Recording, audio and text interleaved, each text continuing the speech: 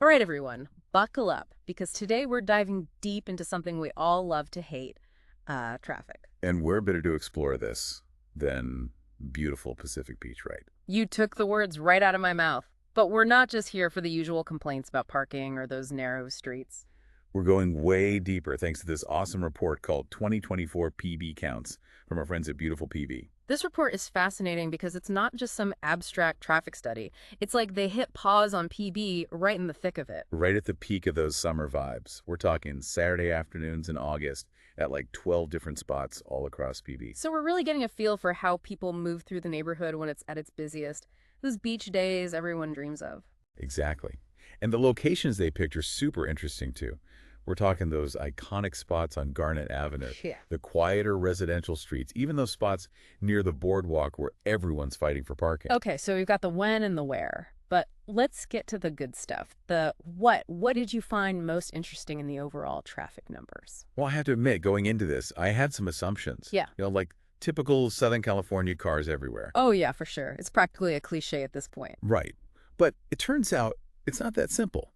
Cars are still king. Yeah. Don't get me wrong. They make up about 64% of the total traffic they observed. Okay, so my car-centric SoCal assumptions aren't totally off base. Not entirely. Hmm.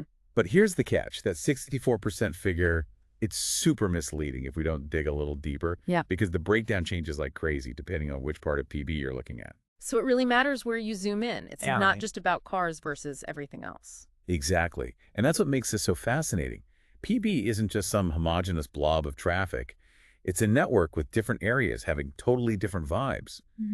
And that diversity is key to understanding how people actually experience the neighborhood. That's such a good point. And it makes you think about those assumptions we all have about different places. For sure, we all have these mental images, but then you look at the data and it's like, whoa, PB, you're full of surprises. Okay, speaking of surprises, there was one stat in this report that totally blew my mind, and it's all about walking. Ah, yes, Yeah. the often underestimated mode of transport. Right, like I'm all for walkable neighborhoods, but I was shocked to see that a full 27% of the traffic they observed in PB was people on foot. More than a quarter of all traffic just out there Okay. strolling. It really makes you question those assumptions we were just talking about.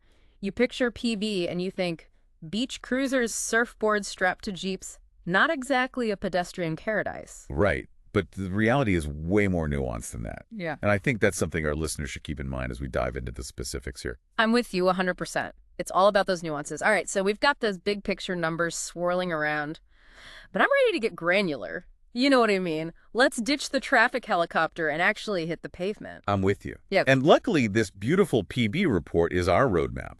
They've broken down the traffic mix for specific streets, and it's where things get really interesting. Okay, so first stop, Garnet Avenue. It's like the heart of PB, always buzzing with activity. But what's the traffic vibe like there? Get ready to lace up those walking shoes, because Garnet Avenue is practically a pedestrian's paradise, Why, really? Even with all the restaurants and shops and that constant energy? especially then. Remember that 27% pedestrian figure we talked about? Yeah. Well, on Garnet, it's a whopping 44%. Almost half of all traffic is on foot. 44%. You weren't kidding about the pedestrian paradise. What's the secret sauce here? What makes Garnet so walkable even at its busiest? I think it's a combination of things. You've got those inviting storefronts, cafes, restaurants, all packed close together. So people are strolling, window shopping, grabbing a bite. It's a very social atmosphere. Yeah, it's like you don't even want to drive there. You want to be out in the mix, soaking up the energy. Exactly. And when that's the vibe, people naturally gravitate towards walking or biking. It just feels right. Okay, so Garnet's our pedestrian haven, but let's hop in our imaginary ride. What are we thinking? Vintage VW bus. Gotta go classic. Let's cruise a few blocks over to Diamond Street. Ugh, Diamond Street. Now, this is where things get interesting. Remember those diverters the city installed? To calm the traffic? I've heard mixed things about them. Yeah, people tend to have strong opinions about those things. But that's the beauty of a report like this. We can go beyond opinions and look at the actual data. Right, so what does the data say? Did those diverters actually calm anything? Oh, they calm things, all right. Yeah. After those diverters went in, car traffic on Diamond Street dropped by a dramatic 75%. 75%. Okay, you had me at dramatic. That's huge. But what about the other side of the coin? Did people just switch to different ways of getting around? That's where it gets even more interesting. While car traffic plummeted, the number of cyclists on Diamond Street doubled. Wow. So it's like those diverters actually incentivize people to choose bikes over cars. Exactly. And it's not just about the numbers. It's about creating an environment that's safer, more enjoyable, more conducive to those alternative modes of transportation. Okay, but let's be real. It's traffic. Things are never that simple. Did the report mention anything about those unintended consequences you always hear about? It did. While those initial results were impressive, the report also noted that the impact of those diverters has lessened slightly over time. Oh, really? So maybe people adapted, found new routes, got used to the diverters. That's one possibility. Human behavior is a fascinating and often unpredictable thing.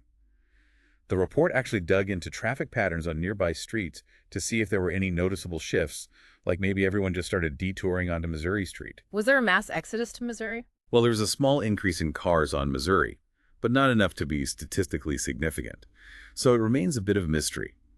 Why this slight rebound in car traffic on Diamond? Okay, so we're full-on traffic detectives now trying to crack the case of the disappearing traffic calming effect. Right. And this is why long-term studies like this are so valuable. They highlight how dynamic these urban environments are. Things change, people adapt, new patterns emerge. Absolutely. It's a constant evolution. Speaking of evolving traffic patterns, there was one more location in the report that I wanted to talk about, and it's got to do with safety. Ooh. Color me intrigued. Where are we headed? Let's head over to West Briarfield Drive. You know that popular spot near Lawson with the access point to the beach? Oh, sure. Beautiful spot. Always bustling with people. Well, bustling might be an understatement because, as the report highlights, that stretch of Briarfield is a bit of a safety concern. Really?